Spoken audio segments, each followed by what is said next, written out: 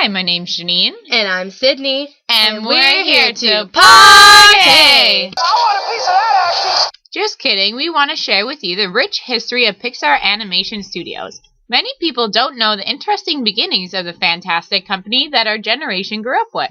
Who's in charge here? Which is why we want to give you a brief overview of our founding fathers of Pixar. John Lasseter, the current Chief Creative Officer of Pixar and Disney Studios, knew that he wanted to be an animator from when he was just a wee lad. Instead of paying attention to the services at church, he would be busy doodling cartoons in his hymn book. He never missed a showing of his favorite cartoons, even if it meant he had to run home in the torrential downpour. It wasn't until Disney's 1963 feature, The Sword and the Stone, was in theaters, that he realized that animation was his true calling. After graduating high school, he spent a short time at Pepperdine University before transferring to the art school founded by Walt Disney, the California Institute of Art, in 1975.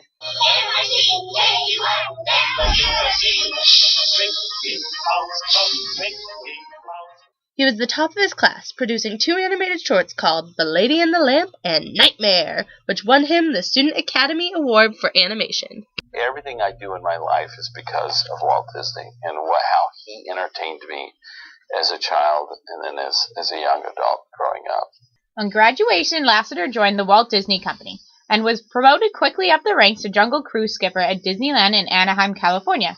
He later obtained a job as an animator at Walt Disney Feature Animation, but he felt something was missing. After 101 Dalmatian, which in his opinion was the film where Disney had reached its highest plateau, the studio had lost momentum and was criticized for often repeating itself without adding new ideas or innovations. In 1980 or 1981, he came across some videotapes from one of the then-new computer graphic conferences, which showed some of the very beginnings of computer animation, primarily floating spheres and such, which he saw as a revelation. Later, he and Glenn Keane talked about how great it would be to make an animated feature where the background was computer animated. Then he showed Keane the book, The Brave Little Toaster by Thomas Disch, which he thought would be a good candidate for the film. He dedicated almost all his time to work on it, neglecting other responsibilities.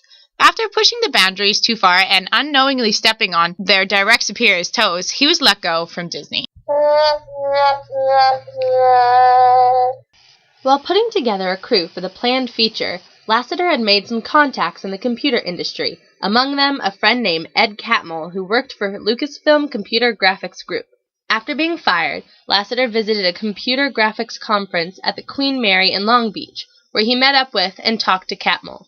Before the day was over, Lasseter had made a deal to work with Catmull and his colleagues on a project that resulted in the first computer animated short, The Adventures of Andre and Wally B. Shortly after the film was created, George Lucas went through a crippling divorce, which led him to sell off a majority of his company, Lucasfilm. Enter Steve Jobs!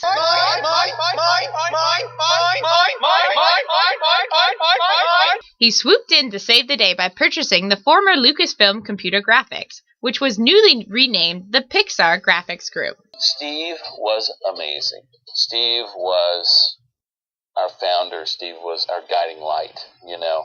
We had a great working relationship with him because I think, unlike Apple, when he was there the first time, he knew about everybody's job, right? So he could talk to people and tell people, you know, give them notes about everything like that. When it comes to creating a computer animated film, and especially with the creative side, he just would sit back and watch us and just go, oh. Jobs put his money down on a company he believed in, and the result stands currently as 26 Academy Awards, an absurd amount of box office money, a legion of fans worldwide, and a nearly complete animation dominance in the movie world. World domination! Jobs truly believed that Pixar was a diamond in the rough, and he had the confidence that his team could turn something from ordinary into extraordinary. The Mouse House saw the potential as well. In April 2006, Disney bought Pixar at an evaluated worth of $7.4 billion. That's a lot of cheese! Lasseter was named Chief Creative Officer of both Pixar and Walt Disney Animation Studios. He was also named Principal Creative Advisor at Walt Disney Imagineering, where he helps design attractions for Disney's theme parks. Since 2007, he oversees all of Walt Disney Animation Studios' films and associated projects as executive producer.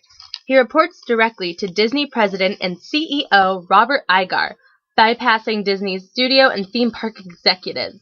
He also received green light power on films with consent from Walt Disney's brother, Roy E. Disney. That's a big deal! Lasseter oversees all of Pixar's films and associated projects as executive producer. The thing that's great, I think, about this studio, especially John, because he embodies that, is that he takes everybody's ideas and he makes them his own. He incorporates it, and when you were watching the shots up on screen, you're like, I came up with that. That was my contribution to the film, and he just does a great job of making you feel like you're part of the film. He also personally directed Toy Story, A Bug's Life, Toy Story 2, Cars, and Cars 2. If I'm blind, I'm crying. Pixar brought the world To infinity and beyond. The company became a household name overnight and started the studio down its path of critical and box office success. If it weren't for the imagination and drive of John Lasseter and Steve Jobs, the world would not be as animated as it is today. Thanks for joining us in this installment of the History of Pixar. Until next time. Ain't